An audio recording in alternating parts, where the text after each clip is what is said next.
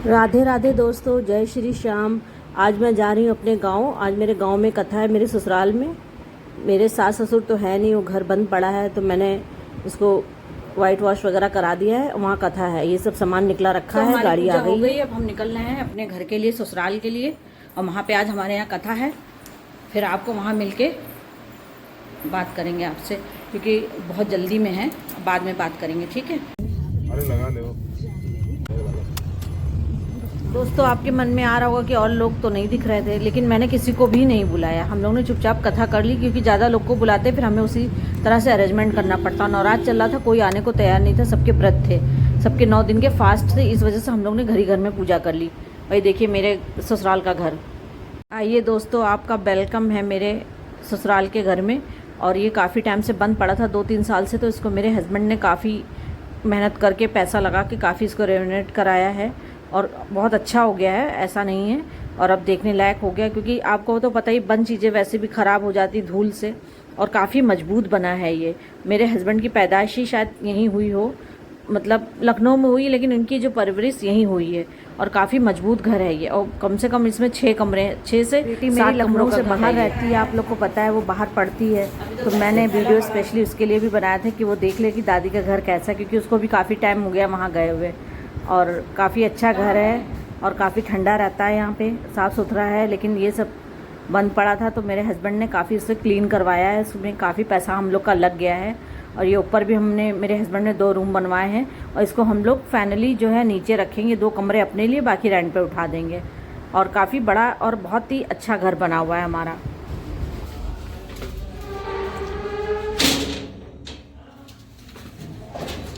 उसमें हस्बैंड के दोस्त रहते हैं, बिल्कुल लंगोटिया यार जिसको कहते हैं, ये लोग हैं। उनके ये बेटे हैं, तो वो यही इन्हीं के हाथ में चाबी रहती है हमारे घर की, यही केयर करते हैं। और काफ़ी अच्छे लोग हैं ये लोग। और ऊपर नीचे सबकी चाबी मेरे हस्बैंड ने इनको दे रखी है। और ये देखिए ऊपर भी काफ़ी बड़ा है, सब बंद पड़ा है। इसको हम लोग रेंट पे उठाएंगे, क्योंकि कम से कम दिया बत्ती तो होती रहे शाम सुबह। यहाँ पे सामान हमने जस्ट के तस ऐसे ही रख दिया था। पंडित जी थोड़ा देर में आने को था, उनको दूर से आना था। और यहाँ पे फिर हम लोग लग गए, प्रसाद बनाए, थोड़ी साफ़ सफाई की। वैसे तो भैया ने, जिनको मैंने बताया था, इनके फ्रेंड ने सब साफ़ सफाई धुलाई सब करवा दी। ये देखिए सब सामान जस्ट का तस पड़ा हुआ है। अब किसी दिन फुर्सत से जाके सब सामान सेट करना है, जो पुराना है वो सामान निकालना है। और ये देखिए चिड़ियों ने घर बनाया था। एक नन्ही सी चिड़िया कितने सारे ये गिट्टी लेके आई है अपनी टोट में। हमें तो हैरत होती देखकर, हम तो लग रहा था कि ये किसने इकट्ठा करे, ये बच्चे इसने रखे थे यहाँ पे। और देखिए कितने प्यारे से बच्चे हैं। एक छोटी सी पंछी इतना मेहनत कर सकता है, हम तो सोच भी नहीं सकते। और ये बंधन बार यहाँ पे लगाना था, क्योंकि इसका जो है समझिए नया जन्म हुआ है इस घर का, क्योंकि कब से बंद पड़ा था, 2-3 साल से ये घर बंद पड़ा हुआ था। और हस्बैंड से कहा कि लगा दीजिए, तो वो ये लगा रहे थे, ये और बेटा दोनों, क्योंकि हम ही लोग थे और बाकी 1-2 लोग पड़ोसी थे, बाकी तो हमने किसी को बुलाया नहीं। और बहुत दूर है लखीमपुर खीरी, तो वहाँ पे हर कोई पॉसिबल नहीं होता इतनी लखनऊ से इतनी दूर जाना, क्योंकि छुट्टी नहीं होती सबके पास। जब छुट्टी होती है तब लोग जाते हैं। यहाँ पे मैंने कहा मैं प्रसाद बना ले रही हूँ और आप लोग और तैयारी करिए।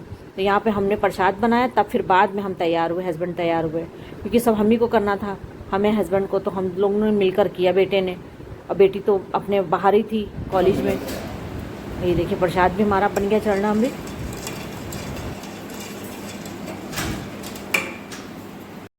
कुछ सामान रह गया था कथा का, तो फिर बेटे से बाद में मंगवाया फल वल, क्योंकि यहाँ से ले जाते तो पिचक जाते केले वेले, तो बाहर से वहीं मंगवा लिया था।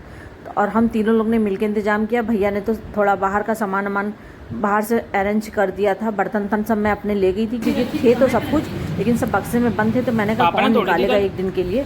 मैं अपनी गाड़ी तो गई थी मेरी, मैं गाड़ी में ही सब रख के ले गई थी अपना सामान।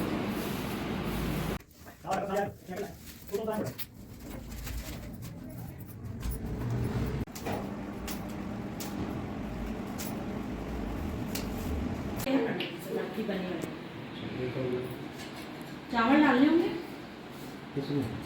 तो पंडित जी आ गए थे, इन्होंने कथा करवाई, बहुत अच्छी कथा हुई। और 2-4 लोग जो आसपास के थे वो लोग आ गए थे कथा सुनने, क्योंकि मेरा बैग था तो मैं पीछे से नहीं कैमरे पे दिखा पाई। बेटा शूट कर रहा था तो वो नहीं कर पाया। अब बगल में ये आंटी थी, ये आ गई थी, इन्होंने बड़ी हेल्प करवाई।